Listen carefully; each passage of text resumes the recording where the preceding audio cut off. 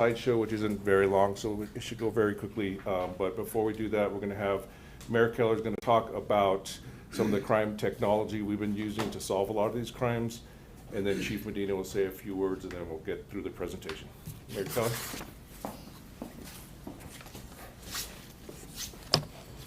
All right, well, we want to touch on a few things before we go into the numbers. And I think the first thing, which is most important, is we have never seen numbers like this in terms of crime numbers going down in the last 10 years. That is extraordinary. Now, I want to also heavily emphasize that we have a long way to go. But when you see numbers like this, it's also important that we understand that we believe we have really turned a corner and we have crime fighting going in the right direction. And I'm going to talk about why that is in a minute. I do want to mention that in what I just said, there's a COVID blip. So obviously, there's a span in there when crime went way down because of COVID. So now, when you see crime going down like this in every category, the first question everyone wants to know is, of course, why is that the case? And I want to take us back to about 2 years ago. The investments really started when I brought Chief on as chief, now about 3.5 years ago. But we decided to do two things to fight crime differently than we had been before. And it was rely on civilianization, which frees up officers to fight crime. And it was technology, which obviously enhances our crime fighting ability in a faster and more specific and accurate way.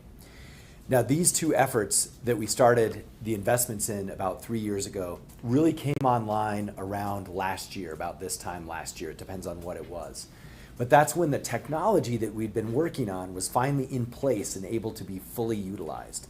And similarly, that's also when a lot of our civilianization efforts also came to full fruition. And we were able to free up, I would estimate hundreds of officers' time through not having to do things technology was doing or civilians were doing, so we could actually fight crime. So I'm going to give you a specific example of this with respect to technology, but I also want to mention what we mean by civilianization. This means we've tripled the number of PSAs, so they're doing traffic accidents, they're directing traffic at crime scenes so that officers can be freed up to take 911 calls. This also means a lot of the work that was done for the consent decree in terms of internal affairs is now heavily civilianized instead of using sworn officers. And the biggest one, of course, is our community safety department that has taken 100,000 calls for service, the vast majority of which APD did not have to take because they took it. Again, freeing up thousands of officers worth of calls so that they can take violent 911 calls or do investigative work. So that's the civilianization piece. And again, this really came to full fruition about a year ago, 18 months to a year ago, and that's when we started to see crime stats starting to fall. Now, all of that is fully up and running and has been for the last 6 months, which is what we think is behind these stats. The second thing is technology.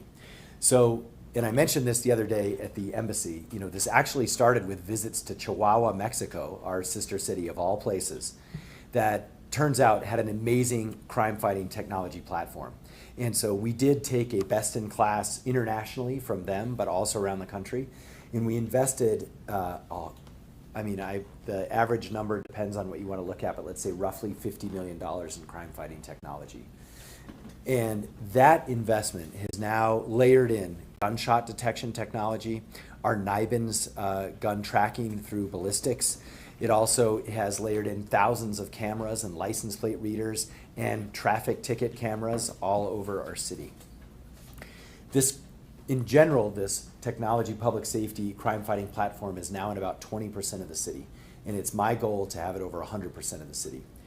Now, here's how this plays out. So I want to give you a specific example which happened just this weekend. And I want to highlight two things, the technology that was used, but also the speed with which we were able to do police work because of that technology. And basically, there were teens downtown about 2:30 a.m., and they shot a man over a, quote, dirty look that they received. And he was shot 17 times from a fully automatic firearm. Now, this speaks to all sorts of issues around youth gun violence, around the prevalence of guns, all of these other things. But I want to focus on what our police department did after that, which is first off, our real-time crime center captured the shootings on camera. We identified a Hyundai sedan Then our crime center looked at the footage of the altercation that took place before the shooting. We found footage of an unrelated incident with people who were involved in the shooting. Then we used the video to track the vehicle on Central down to Rio Grande. And then one of our license plate readers read the license plate shortly after that shooting. We located that license plate reader, and then we located the vehicle at 7th and Copper, again through camera footage, and accurately identifying the vehicle through the license plate reader. And then we used the license plate ID to understand the owner of the car, which in this case was the mother of the suspect. And then we found an address, and we found info about her son that was obtained from licenses that had been read for other cases in February. This all happened, by the way, this is within minutes that this is happening. And so then our detectives checked the address and they spotted the suspect's car. We surveilled the area, we ID'd the suspect as he got into his car, and officers then conducted a high-risk traffic stop and took the suspect into custody. And the suspect confessed to driving the car while his friend shot the victim. This is the type of police work that we're now able to do. If you shoot someone in Albuquerque, we will arrest you and we will put you in jail. That is vastly different than it was 10 years ago. Now, the other piece of this is how fast we can do that because of this technology. And so we need to keep up this momentum. We need to keep building on this effort. And of course, behind the technology, I always want to acknowledge part of it is freeing up those officers so they can do the old-fashioned police work that we need, whether it's responding or whether it's doing the investigative work. We now have the resources to do that because we have technology doing so many other things that used to, frankly, waste their time. So to speak more on this, let's hand it over to our Chief of Police, Harold Medina. Chief.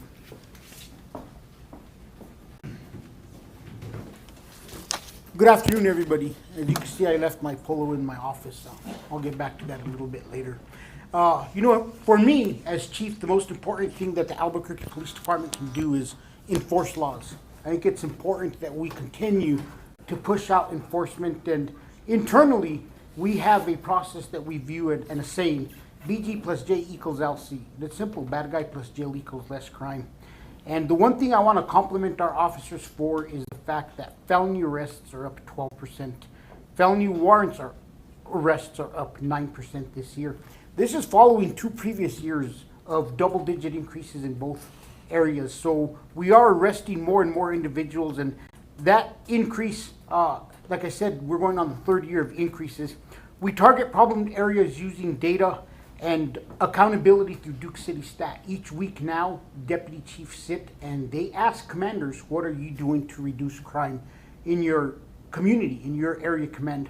We have sort of delegated our commanders as the chiefs of their area, and it is their responsibility to ensure that they're maintaining, putting resources into the areas that have crime problems. As a result, we are seeing major crime reductions for the first time in a quarter, for the first quarter in a long time. Aggravated assaults are down 18%. Shootings with injury are down 50%.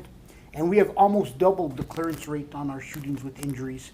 Homicides are down 48% as the end of March. Robberies 31%. Rape 19%.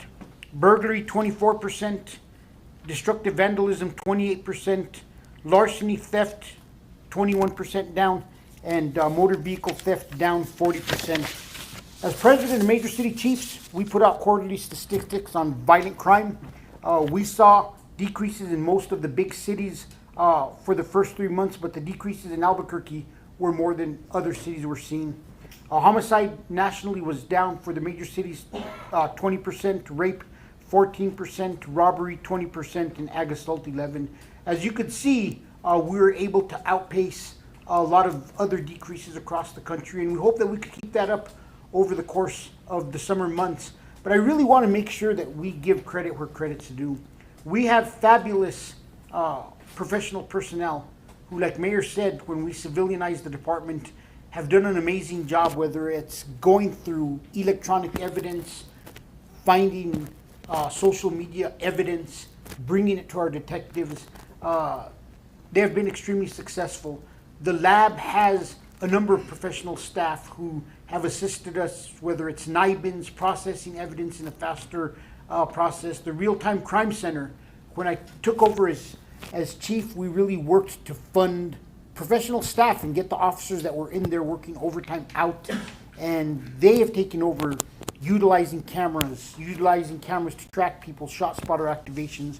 So everything we're doing to ensure that we have officers out there with the badge, out there with the gun, making sure that they're able to enforce the laws is why we're seeing an increase in arrests.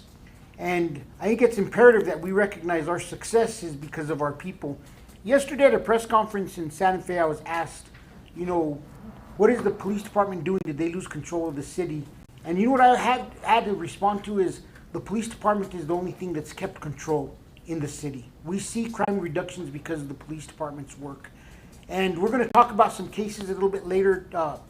Deputy Chief Vega is going to talk about one particular case that came in yesterday where, once again, we had an individual who was deemed incompetent, who was out, was involved in a crime spree, and was a threat to the community. He himself ended up getting injured and arrested as a result. So we need to make sure that we remember that the police department is working very hard. The police department is producing statistics at a level not seen in a decade, and we need assistance. We need assistance with ensuring that we have everything funded so that we can get people to resources for substance abuse, which is one of the driving factors of crime.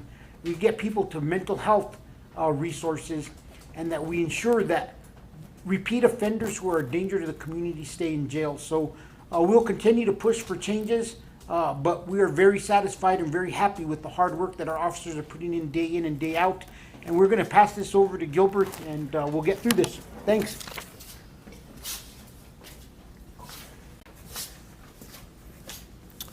So we're basically going to show graphically what the chief just mentioned with all the numbers, but I do want to say most of the statistics are through our NIBRS program that run through the FBI, based on incidents that are reported through our system.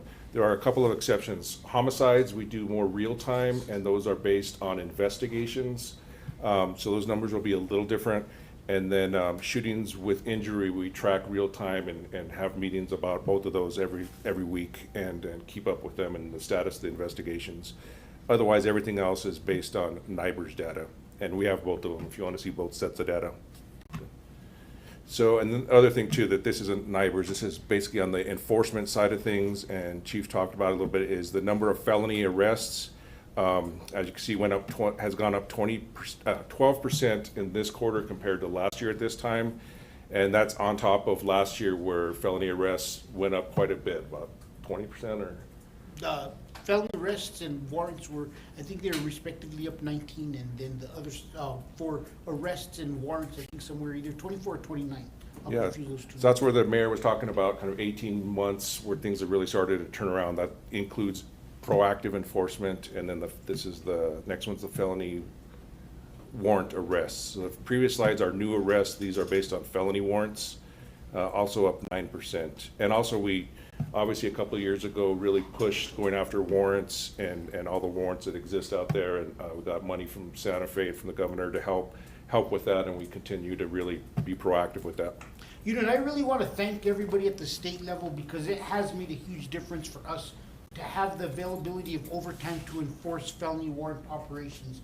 You know, the first year when we started talking about this, we invested some city dollars, and thanks to the administration and the mayor, we were able to get some officers out there and really started pushing on the warrants. And right around midway through the year, that funding came in from the state, and we were really able to build upon what we had already started doing, and we finished the year off with above a 20% increase in felony warrants being cleared. Last year we followed that up. This year they extended some of that funding into the beginning of the year that was still left, that we're trying to finish spending, and that is a result. So everybody at the state level who assisted us in getting that funding for warrants, I hope that you can see like your actions and your investment into the Albuquerque Police Department in that area has helped us start to reduce some of this crime that we're seeing.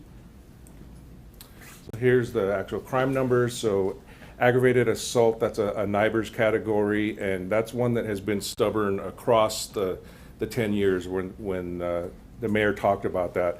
Even with COVID up and then afterward, it stayed steady and unfortunately too high.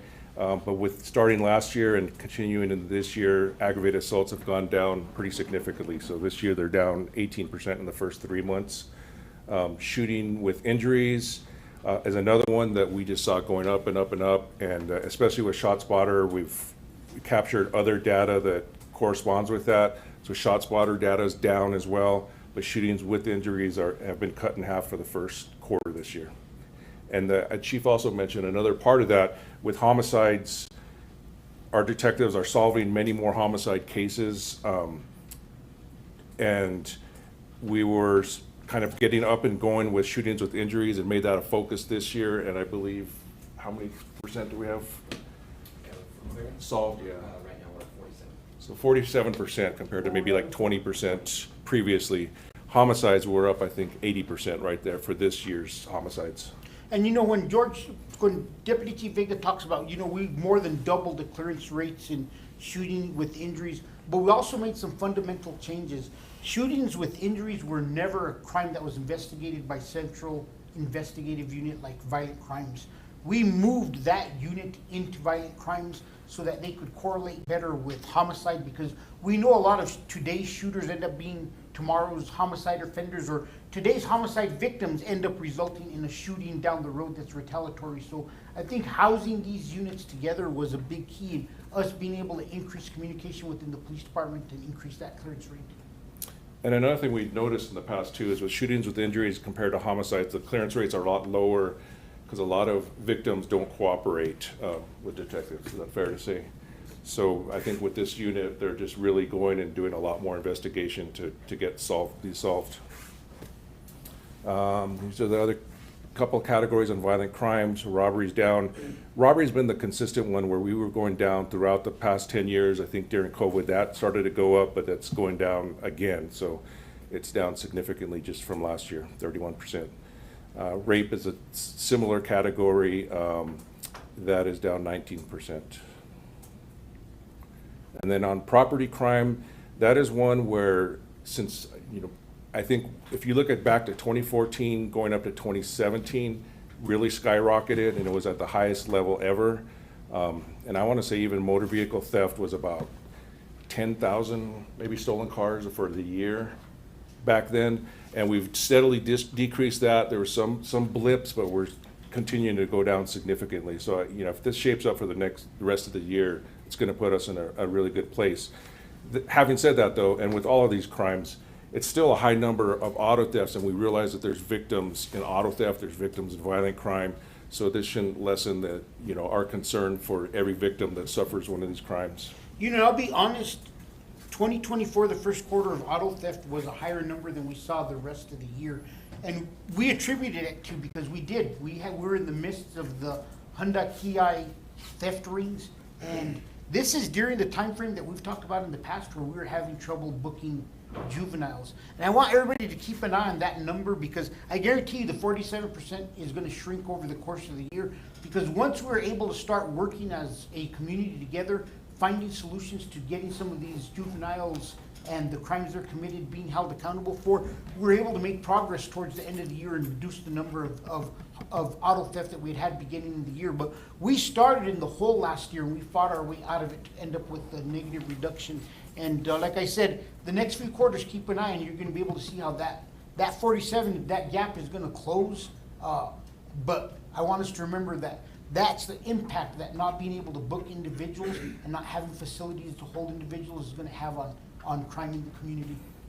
On the flip side though, we have the technology is really playing an impact in auto theft. The license plate readers, the cameras, our air support, we see it every day. They're doing a lot. They're reducing pursuits, keeping officers and the public safe, and we are arresting them regardless of whether they're staying in jail or not. Officers keep on arresting them.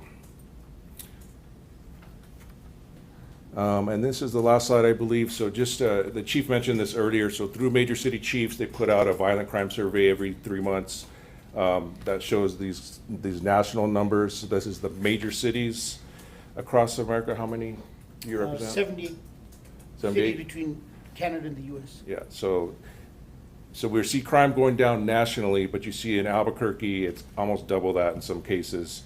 So we're seeing a much more pronounced reduction of crime here in Albuquerque, we think for all the reasons we stated today. And I think that's the last one. Yeah. So with that, did you want to mention the other case? You know, we did have a case yesterday that kind of explains the struggles that we have with crime. Earlier, I stated that our officers are doing a fabulous job. They are out there. They are the thing that is working best in the fight against crime in the community. But Deputy Chief Vega is going to talk about a specific case yesterday where we had an individual that we've dealt with over and over again, but keeps getting deemed incompetent and released back into the community. And yesterday was a scary situation for some individuals that were at a local bank and what they went through. And unfortunately, the offender themselves ended up sustaining a major injury during the course of this incident. So I'll let George talk about it a little bit. Morning, everyone. You know, I think Chief described it best. This was a scary situation for the individual and the victims that were involved. And this is a person that we've seen time and time again come in contact with the criminal justice system. Our officers are getting dispatched and we're going out and dealing with the situation, and then we see him again, you know, shortly after. Yesterday at the Nucinda Credit Union at 6501 Indian School, there was a call of an individual that was standing by an ATM and attempting to rob an individual that was attempting to get money out of the ATM. This person, his name is Justin McDaniels. He was getting more and more aggressive with the victim, jumped on the car, ended up smashing the windshield, and she pulls forward, and another person that's witnessing this happen gets out of his SUV and confronts the offender, confronts Mr. McDaniels. He then turns his aggressive attention towards him, approaches him, and then attempts to attack him, and then from what we could tell, that person ends up shooting him in the leg. And at that point, officers are called, officers go on scene, they're able to take Mr. McDaniels into custody. When I look at his history, and I think this is very important to note, Mr. McDaniels has 46 arrests. He's been arrested by police officers 46 times. Not only that, we have about 130 reports of our contact with this individual. So our officers are going out and contacting him, and you know, time and time again having to deal with this individual. Back in October of 2024, he was deemed incompetent by the courts. And I think that's important to note, because when you look at his history is becoming more increasingly violent. And we need to continue to work with our community partners, with other partners within the criminal justice system, to be able to keep these individuals behind bars and come up with lasting solutions to these types of situations. Do you have any questions at this point? You know, just one thing I want to add also is one of the categories that we didn't mention that also has a big decrease that has been of a big concern to the community over the past several years is shoplifting is down across the board. And we've really simplified the process as much as possible in order for us to be able to get individuals to be able to report shoplifting. We now have an online system where businesses can upload shoplifting reports in bulk with video and everything. And I think it's important that we recognize, we talked about this in the fall, how combining cases and being able to build felony cases has led to some of this reduction and some of the individuals actually being detained and getting hefty sentences in the courts. So I think that a lot of changes have occurred that really are assisting us in a lot of areas, but I think we should really recognize the fact that shoplifting is down. It's impacted the community greatly in the past.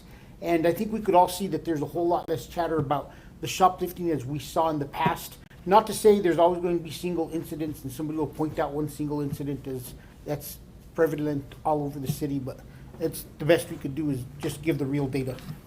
And then one follow-up on the competency issue. I know KRQE did a story a couple nights ago.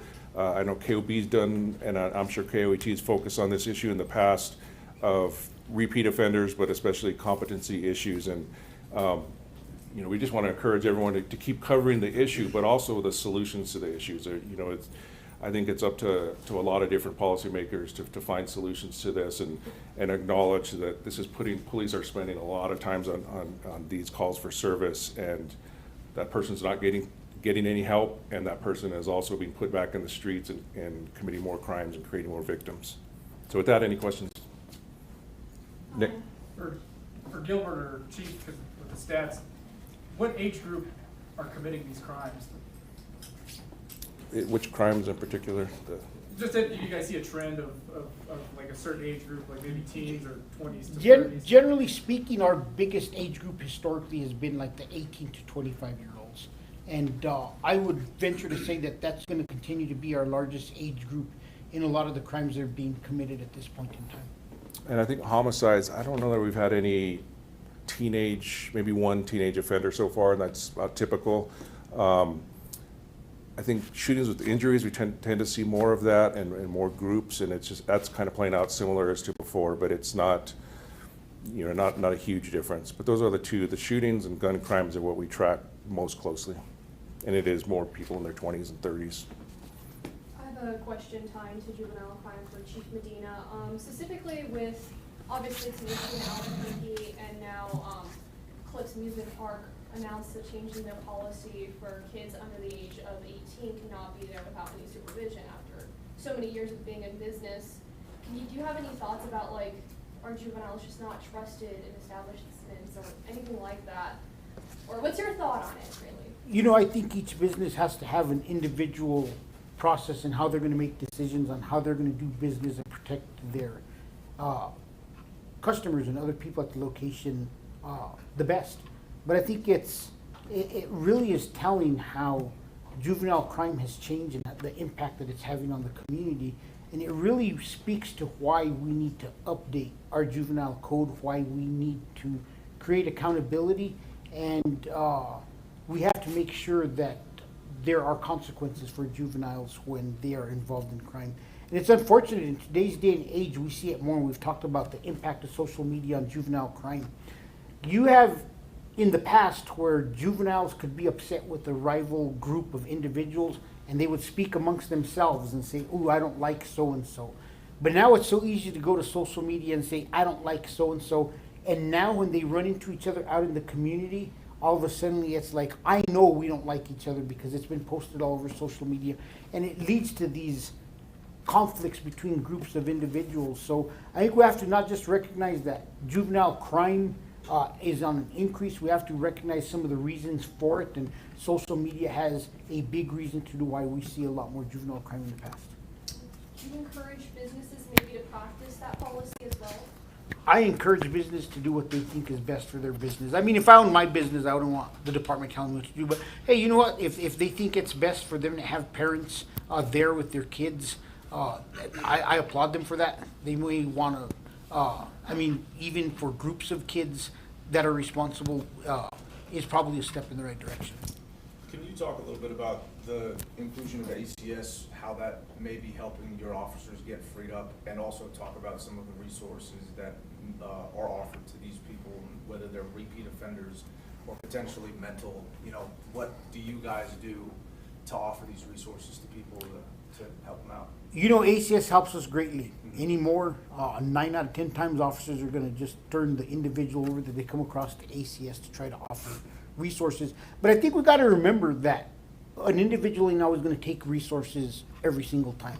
And they're going to say no several times before they say yes. But the way ACS has helped us is, in the past, we had officer after officer dispatched to individuals who were in the streets, sometimes down and out. And now we have ACS dispatch, and every one of those calls is one less call for service for officers and one less potential use of force.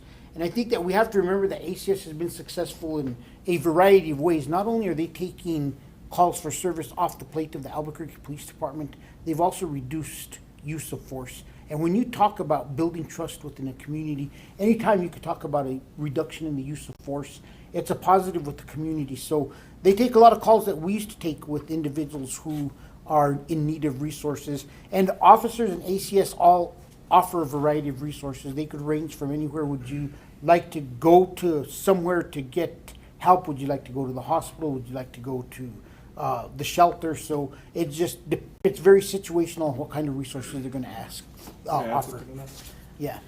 I think it's also important that officers get to know all these people on the street. We see it time and time again. They get to know them, and they'll offer resources as best they can. But I think ACS are more experts, and they are dealing with these individuals much more often and tend to know what resources they need. So I think it's much more of an impact to have people who are professionals in that and can really help them more immediately when they need it. One of the things that stuck out to me was the fact that motor vehicle theft was down 47%. I think the huge decrease in numbers from the first quarter to now seems astonishing. Moving forward, what would you say is one of those bigger challenges to continue to improve on? Because I think I heard you mention that motor vehicle thefts were huge a while back, a few years back, and that was something that you guys had to dig yourself out of. We dug ourselves out of the hole when this administration came over. I was a deputy chief when and we came back to Albuquerque Police Department. We were number one in the nation. We had over 10,000 cars stolen. And I remember the very first meeting with the mayor and the administration was, we kind of carved out the department, and mayor said, Chief, I was the deputy chief of the field. He's like, Deputy Chief, I need you to really focus on crime.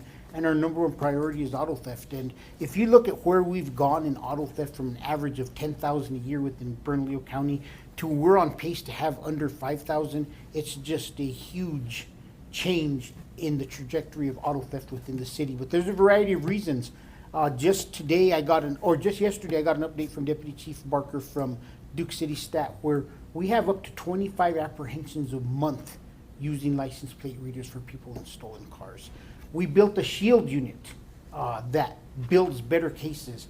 Raul Torres talked about it when this administration came in, how previously cases were a mess. He had 800 unprosecuted cases at the DA's office, and he took us in a room and it had all the cases with the lack of discovery.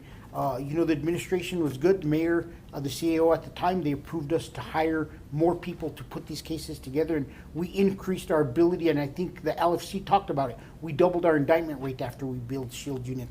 And when you look at now, we just are placing dash cams in every police car that have a built-in license plate reader. They've already helped us solve 2 violent crimes, and one of them was a homicide. So we keep seeing the success with the combination of using civilianization to free up officers, using technology to assist our officers in identifying crime, in this case license plate readers, and then thinking outside the box and finding resources on how we can make the system more efficient. And Shield Unit's a prime example of how we thought outside the box, we expanded, and now instead of officers trying to put cases together, we have professionals doing it. Yes, Nick? So a few years ago, we got better pretrial detention laws. Has that helped decrease these stats because violent felons are being held? I'm glad you brought that up, because that is a prime example of how not just one thing is going to affect the system. I think a lot of times people think we're going to make this one change to the system and all of a sudden we're going to be fixed. It's not the case. Sometimes it's a combination of a lot of little things that you do that end up having more positive results. Along with the changes to pretrial detention, hand in hand goes Shield Unit. And 2 years ago, we transferred the Shield Unit from APD being housed here to the DA's office. They are now at the DA's office so they could work more hand in hand with prosecutors. And we increased the amount of times that we're asking for detention. And I've heard the DA talk about how many more times now we're getting detention granted. So that is just one of those pieces where, yes, that helped, but we also helped the situation out by modifying how we handle discovery issues and presenting cases for detention. That story that you guys kind of told us about the individual who had been interacted with a high amount of times, arrested a high amount of times, is that individual in custody right now? Is that person? Jail. He's in custody, but you know what I think gets left out of that story? We focused on the fact that people were threatened, that people were victims. But you know what gets forgotten in this? Is this individual is suffering from mental health issues. We've already said it. And we release them back into the streets and they end up getting shot. Like, this person is still a human being. They're struggling through mental health.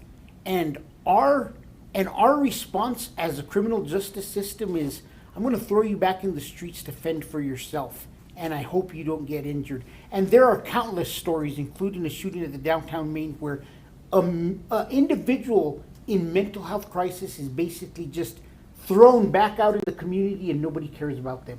We have to change that. They're still human beings. They get injured in these situations and they need help not to get into that situation. Yes, Mark. On another note, we've noticed the new helicopter flying around. At some point, are you going to introduce it to the public? Yeah, at some point. I just haven't gotten a chance. We did introduce it to the officers. We've talked about it, but at some point, we're going to wait for the perfect timing because the air is in today's day and age, it's split between two processes.